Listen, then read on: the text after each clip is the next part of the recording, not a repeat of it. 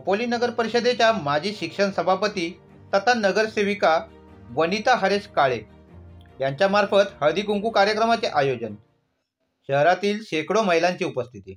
रविवार दिनांक 2 फेब्रुवारी रोजी खोपोली शहरातील शिळफाटा परिसरातील प्रभाग क्रमांक 10च्या माजी नगरसेविका तथा शिक्षण सभापती वनिता हरीश काळे यांच्यामार्फत शहरातील शेकडो महिलांच्या उपस्थितीत हळदी कुंकू समारंभाचे आयोजन मोठ्या आनंदात करण्यात आले.